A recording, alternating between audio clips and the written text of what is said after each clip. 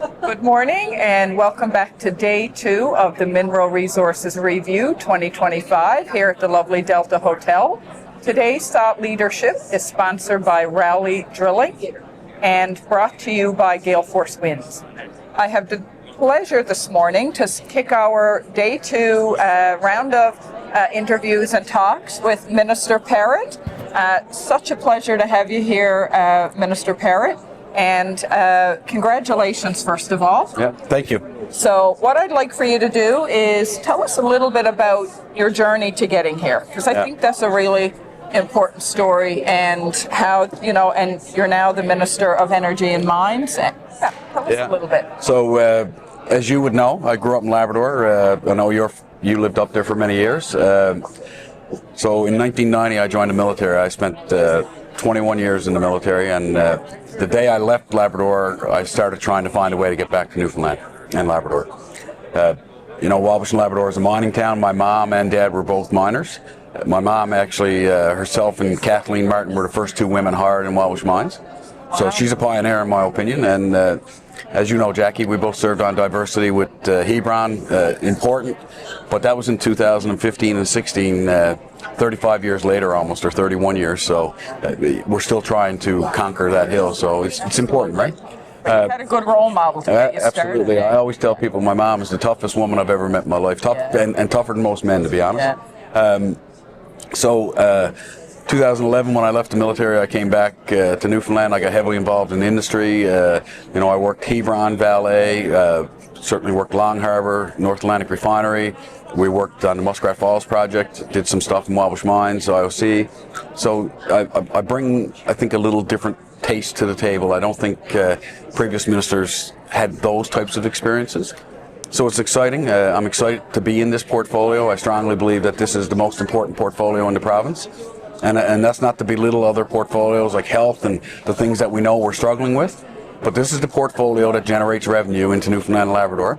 And without that revenue, our healthcare, our roads, our schools, everything suffers a little more. So it's an exciting time to be in Newfoundland and Labrador, certainly with all the mining opportunities and oil and gas and the Churchill Falls expansion. So yeah, I'm very excited. So it sounds like you have a huge portfolio, a lot on your plate. I'm going to call you Lloyd because I know you as Lloyd. So calling you Minister Parrott. I am Lloyd. I know you are Lloyd, and I know you probably prefer to go by Lloyd. So, and I know we go back a long ways. So, there's a lot happening, as you said, mining, energy. It's a big portfolio. So, what do you see happening in the kind of the short term, and then of course the longer term? And I know it's very early days for you in this portfolio, but I'm sure you went into it with some thoughts as to where you want to see things go. Yeah, so listen, the biggest thing I've been saying is we have an open door policy, and that's not just to the department, it's to me. We want people to feel like the support that they need is there. In the past, we've seen things held up through red tape, through, paperwork processes, environmental processes, and we need to find a way to streamline all that stuff to make things happen faster. We currently have 3 mines in the province that are, pretty much competing to open first. And I think it's highly important that we expand that list, and it's exciting. We've never had 3 mines saying that they're all going to open around the exact same time, which is great to hear. I've talked to all 3 of them, and they've enjoyed the process through government, and they've said that government's been very helpful. I think the process that happens prior to government is a part of the issue.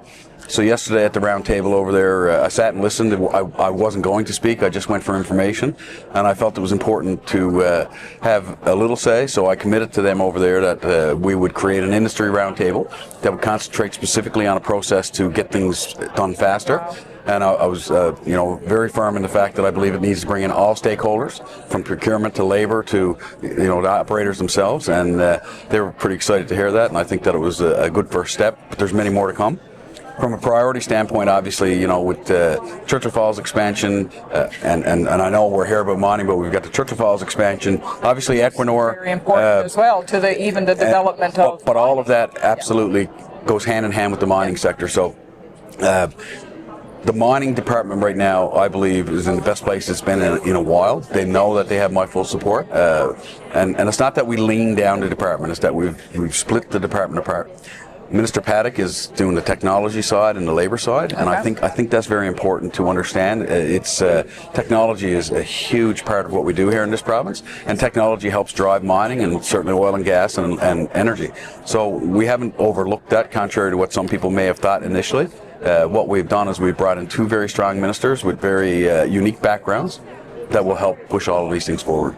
Wow. Well, I think a lot of excitement. Yeah. You can feel the energy here. We set up here yesterday afternoon, and you could feel the energy building. And, this has always been a really good event that really highlights all the mining across the province. I think having, you here today, giving the update, having the round table yesterday that Mining NL put off, I think it's all very timely. Yep. It's interesting, Jackie. We're a week into it now, right? So, obviously the election was back on the 14th, but we got sworn into cabinet last Wednesday, and today is 1 week. So in 1 week, we've committed to this, and initially when the conversation was had whether or not we'd be coming to this or we'd send a representative, it was a hard yes from me. I think it's important for me to be here, and there's a learning process that's going to have to happen, and part of that learning process means that I have to talk to the people in industry, and I don't claim to know it all, but I do claim to understand the industry a little better than previous ministers may have on day one, and that just means there's possibility of a quicker start in order to change and move things forward. Well, it all starts with an openness, Lloyd, and a willingness to learn, and certainly knowing that you don't know it all. Yeah. So in order for you to learn and grow, as a minister and to do the right things, you have to get out and listen to what the issues are. And I'm sure the round table yesterday was a great venue to highlight a lot of the challenges and path forward and whatnot. So we look forward to seeing what happens. I mean, I myself have been heavily involved in mining and, come from the Labrador West, spent many years there. So we're all very excited, I think, to see what happens. And there's a lot of development happening. And Absolutely. a lot of land untapped yet and to be explored. So can you just tell me a little bit about, or tell us a little bit about the plans for exploration into 2026? Yeah, so listen, we know that companies are eager to move forward. We know that there's issues with some of the land that's been locked up through wind hydrogen projects. We understand, I'm very keen to that. We understand, the differences in some of the land that's been locked up through WERAC and different, obviously, access to certain land. We want to find a way where we can do things environmentally responsible and make sure that people have access to those lands. So the geological survey is going to come into play. We've discussed, some things that we could change possibly designating areas as critically important from a mining aspect, similar as we done with the wind turbines. So I believe the department has a really good view as to what they want to do. I know that the Premier is very keen on developing the resources in the province, and we're not blind to the fact that these resources are what drives the economy, and it's what we need. Anyone who thinks that we're in, the best place that this province could be right now, they're wrong. And like I said earlier, our hospitals, our schools, our roads, everything is funded by the economic drivers such as mining, oil and gas, and the energy sector, and certainly others, private business. But, we understand that these sectors need the full support of government, and we're going to push it forward as fast as we can. Wonderful. Well, again, thank you for your time. I know you're a busy man, and like I said, it's only been a week since you've been sworn in, so there's a lot to wrap your head around, but we really appreciate you being here and taking time to have a chat, and I'm sure we'll have many more chats as time goes on. And such a pleasure to see you, Lloyd. Yep. Thanks, Jackie. You're welcome. Take care.